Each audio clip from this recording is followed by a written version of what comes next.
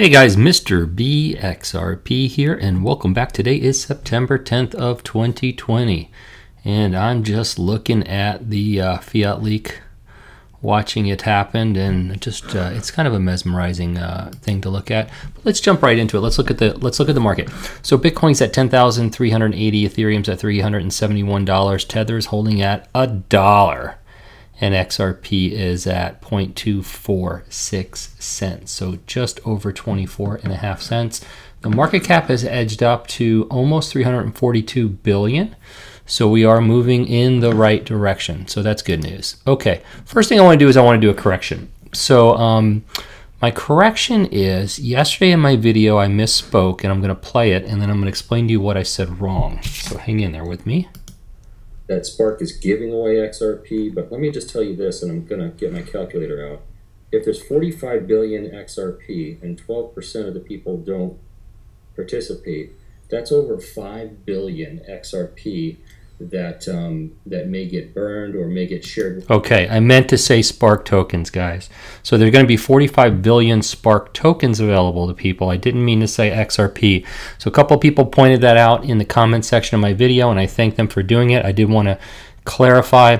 Here's the thing. So I do want to clarify a little bit more. So, okay, first thing, a lot of people are nervous about this fork, okay? And listen, you have right to be nervous. You have right to be nervous because you have something of value, and you're concerned that you might lose your asset or lose access to your asset. And I understand there's a lot of scared people out there. And listen, everyone needs to decide what they want to do for themselves. So you need to decide for yourself. I'm not telling you what's right and what's wrong.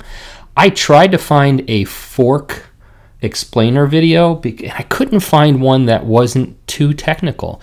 Let me just tell you my experience. Okay, my experience is whenever somebody forked Bitcoin, whenever they forked it, they actually gave 1-to-1, and this is the way I understand it. I could be wrong, but they gave 1-for-1. If somebody had 10 Bitcoin, they gave 10 Bitcoin Gold when they forked off to Bitcoin Gold.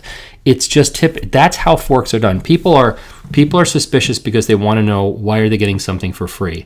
And I think they need to understand that's the way forks are done. Whenever somebody forks a blockchain, they typically give credit to the people who are already on the blockchain with the original asset by giving them 1-for-1 of that asset. Now that's the way I understand it. Now that's the layman way of understanding it. The detailed way of understanding a fork is incredibly detailed. And this is a fork that we've never heard of. I mean, there's a soft fork, a hard fork, and this is a utility fork.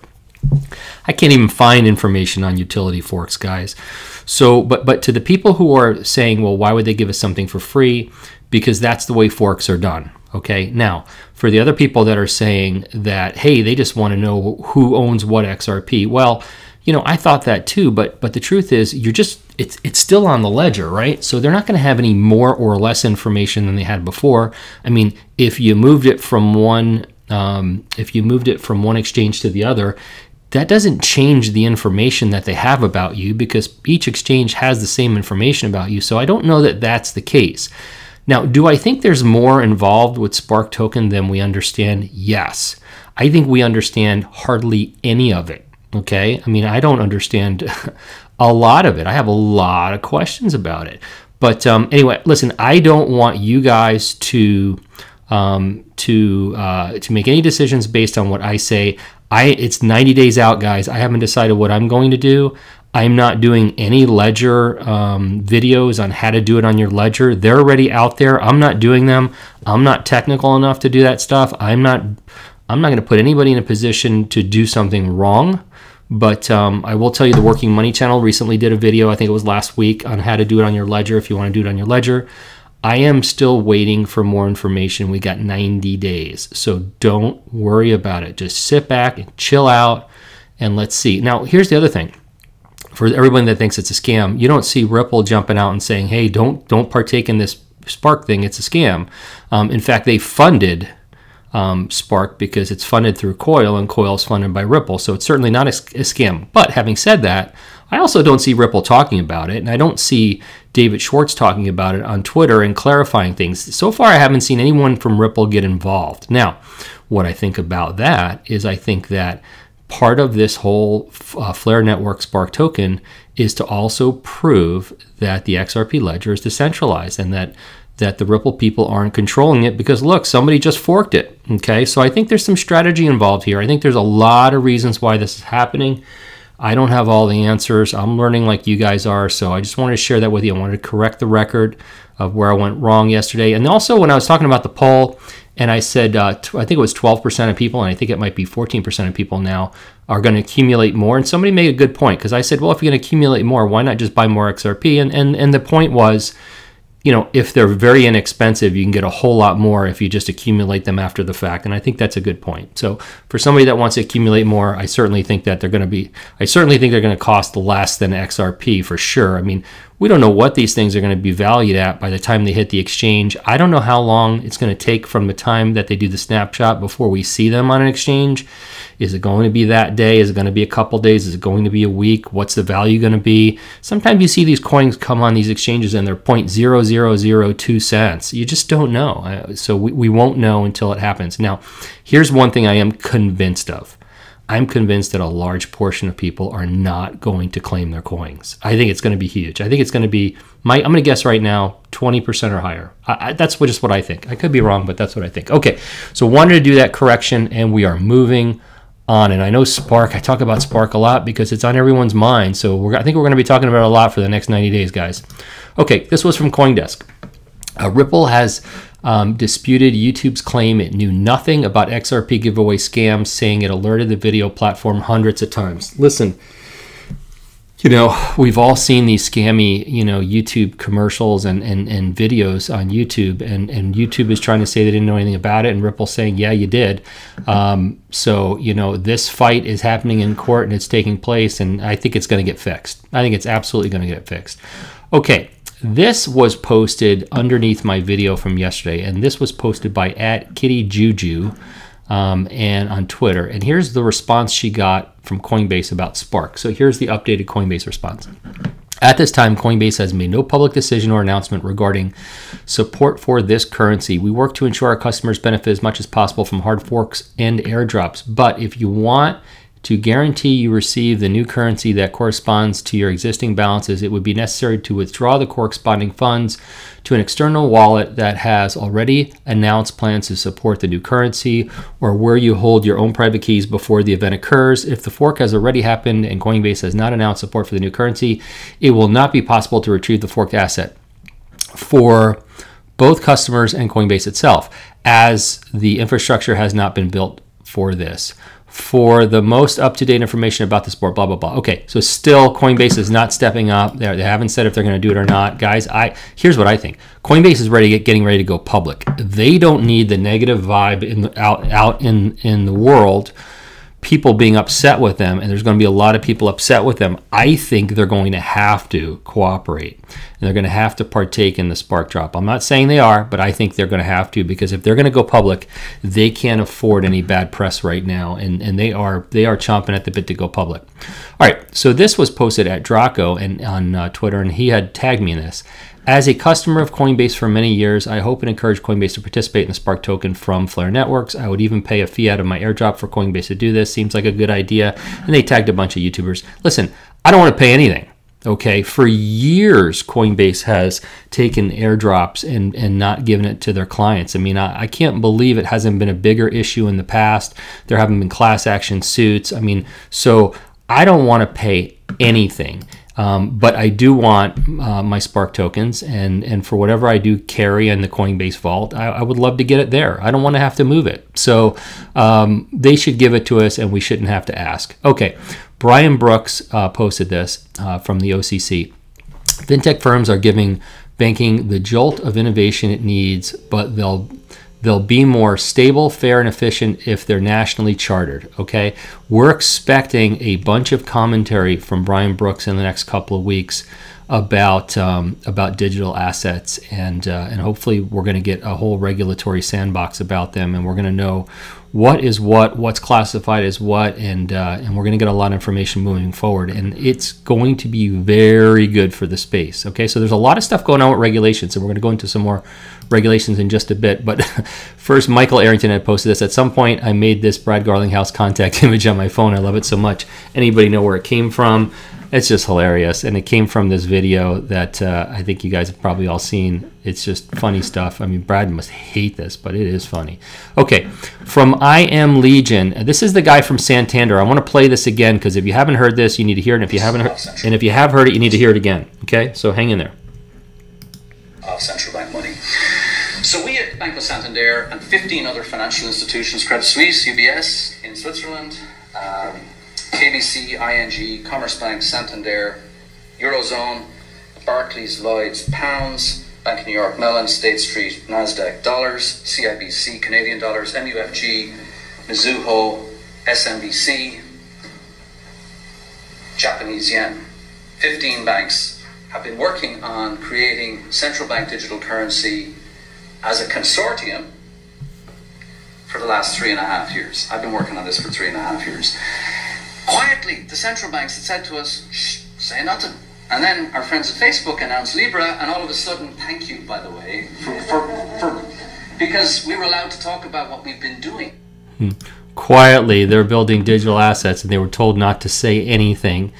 So that was interesting. Boy, did he recall those 15 companies amazingly. It was absolutely amazing how he did it. So which brings me to Christine Lagarde, who's the head of the ECB, who used to be the head of the IMF. She said this today. We will also discuss digitalization and the impact that it has from a monetary policy point of view. And I have in mind, obviously, such matters as the payment system, the Euro digital currency possibly. The Euro digital currency possibly. Well, sounds like something that's in the works to me. So, you know, anyone that's still having reservations, that doesn't think the world's going digital. Now, here's the thing, especially for the new people. The reason why people who are in XRP don't care if these countries create their own central bank digital currencies is because the United States doesn't want the Japan's digital currency. If Japan needs to send money to the United States, we're going to want digital dollars. But in order to send the Japanese digital currency to the United States, they could use a bridge currency, and the bridge currency that we think they're going to want to use is XRP. So we don't care that the world goes digital. In fact, the world going digital is to the benefit of XRP because it feeds into what XRP does. It acts as that middle in-between bridge asset so you can send anything to anything, and that's the whole point of this, guys. You can send anything into anything, and that's the amazing thing about XRP. Okay, moving on for more regulation. This was from Representative Darren Soto. My bills, the Digital Taxonomy Act and Blockchain Innovation Act just passed out of Energy, Commerce, and amendments included in the Consumer Safety Technology Act. Contact tracing to protecting customers' privacy, blah, blah, blah, blah, blah. Okay, we're moving in the right direction. So they're getting close to passing the Digital Taxonomy Act, and here he speaks about it. Let's listen to him. Yeah, apparently he whispered. It's a way to area. Cryptocurrency is also an exciting financial application for blockchain technology. It's a way to help small businesses do international transactions without having costly exchange rates and other things. It's a way for Americans to do remittances both at home and abroad. And cryptocurrency is also incredibly secure and auditable since the transactions are on a permanent digital record. This amazing potential is why we include parts of the Digital Taxonomy Act in this bill. More specifically, we instructed FTC to... Okay, sorry about the sound on that. It was horrible. It sounded like a sci-fi film in the background. I think we're going to see more regulations between now and the end of the year, and now and the end of the year is like 120 days. I think we're going to see more regulations in digital assets than obviously than up to now and in the next couple of years. I think everything's coming down right now. So this came out from CoinDesk. The House Committee on Energy and Commerce has passed a bill that would mandate government study into benefits of blockchain technology. And I got news for you. If the House Committee on Energy wants to look into blockchain, how are they going to feel about the amount of energy it takes to produce one Bitcoin? It's not going to look good for Bitcoin, and that's for sure. Okay, this came out from @Taylor Joshua, and it's Joshua Taylor on Twitter. And please follow this guy. He puts out some really good information. In fact, he used to have a YouTube channel. I just watched one of his videos the other day, and I think he should go back to it. The Fed now owns nearly 1/3 of all U.S. mortgages. So the Fed is just buying up mortgages, and as most of you know, I'm in the real estate business, and they are gobbling up mortgages left and right. So is that a good thing? Probably not. And there's a lot of things happening. I mean, a lot of things happening in the housing market. So another thing happening in the housing market that I want to bring up for you is the CDC, the Center for Disease Control, is moving to temporarily halt evictions for some Americans struggling to pay their rent due to the pandemic by broadening protections already in place, an extraordinary move intended to stave off an impending eviction crisis nationwide. Let me explain this to you guys. If you as an individual make $99,000 a year or less, or as a married couple make $198,000 or less, you cannot be thrown out or evicted by your landlord between now and the end of the year. Now, they can start the eviction process. As of right now, it could happen January 1st, and you still owe all the money for the rent that hasn't been paid, but technically they can't throw you out. Now, why are they doing this? Well, for one, they don't want people to get thrown out of their houses. I mean, they're afraid that this is 40 million people. 40 million Americans fit in this group of people that are renters. And they're worried that if people get thrown out of their homes, that they're all going to end up technically homeless and in shelters. And the fear is that coronavirus will go rampant. So this is why they're doing this. Now, there's another side to this, though. There's landlords that are supporting these properties, and a lot of these landlords have mortgages on these properties. So the landlords are really taking it hard right now. So I understand everybody thinks it's great that they're helping the people and they're not throwing them out of houses. But on the other side, the landlords are getting beat up hard. And what's going to happen is people are not going to be so eager to want to be landlords in the future because of stuff like this happening. Because if this has happened now, I don't think it's going to be another 100 years before we see another pandemic. We might see it again. We might see this one ramp back up. So it's really weird out there. It's just really, really, really weird. Right. So also, and the last thing, one more thing about real estate. I had posted this on Twitter, Game Changer. So Renio is a real estate tokenization company, and they just posted this today. Starting from today, you'll be able to invest in tokenized real estate through our marketplace. The properties will go live at 8 a.m. Eastern Time, and the app is app.renio.io. So anybody that's interested in tokenized real estate, this is exciting. I mean, the world is going liquid. Everything is going to be liquid. You're going to be able to own a house or own a building and sell off a piece of it. Can you imagine, like, not having to sell off your whole building or your whole house or your whole anything or your whole business or your whole Picasso? You could sell off just portions of it to raise capital. It's just, the direction the world's moving in is absolutely amazing. It's really incredible. Listen, that was 3 pieces of news on real estate. You guys all, a lot of you showed interest in me talking about distressed properties. I am working on a piece for you guys. I'm going to be doing a piece later this month in one of my videos. I'm going to do an extended piece on buying and selling distressed properties. And even if you are the victim of being in a distressed property, I'm going to give you tips, tricks, and techniques to help you guys out. I am a real estate broker. I've got over 20 years of experience. And I do often tell you guys I'm not a crypto expert, but I can tell you I am a real estate expert. So I'll give you guys some good advice, and hopefully it'll be helpful to you no matter where you're, what's going on in your life when it comes to real estate. Okay, this was shared with me by Michael at VAL5Link. They probably not gonna mess around. The IRS spent $250,000 on a contract with Blockchain Analytics, a tech service LLC. Guys, the IRS is watching. They're following all the blockchains. You will not beat the tax man. So if you live in the US, be sure that you're following the current rules of the IRS when it comes to taxes and crypto. And good luck finding a good attorney that understands it, or a tax accountant. But you need to be careful, and especially when you cash out, be sure that you save your money for your taxes and you pay your taxes. That could be a real problem. Okay. All right, so this was great. Just bought a Coke with BTC for the first time. So this was really cool. I don't know what happened to the sound here. Let's see. So this girl is actually using her cell phone to buy a Coke. And all right, so I don't know, I'm having a problem with the video, but this is really cool. But what I think is going to be, okay, there you go, boom. What I think is going to be neat, and they're going to have to get the interoperability, right? So they're going to have a way where you can scan that barcode. That was cool. So you can scan that barcode, and that you can then choose on your phone how you want to pay for it. So you might pay in Bitcoin, you might pay in Ethereum, you might pay in XRP, you might pay in gold, you might pay in dollars, you might pay in yen, you might pay. So I'm assuming like someone like Uphold has everything on their platform.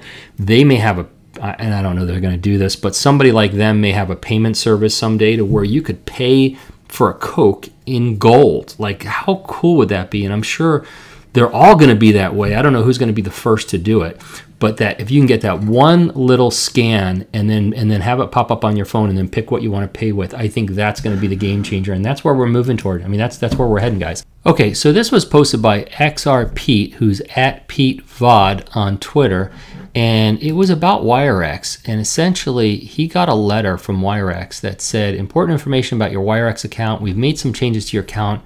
Unfortunately, WXT and XRP are no longer supported in your area. And I think multiple people got these notices, and I think he's actually in Perth, Australia. So somebody in Australia got this. I think other people around the world. I don't know what's going on with Wirex, why they're sending these out, but I thought that was interesting. Wanted to bring that to your attention. And if anybody knows, please hit me in the comment section below. What's going on with Wirex? Why are they doing that? I don't have Wirex or use it, but I'd like to share it with people if you know the answer. And this last thing was posted by Jeff Hardy at ISO_XRP, and he said, XRP holders, every time the entire market pumps and XRP stays strong and true, and it doesn't move. So watch this video. I thought that was really funny.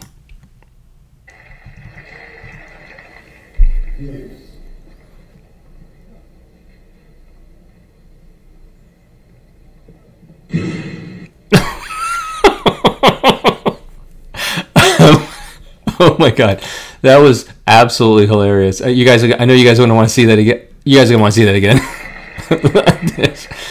I gotta do it.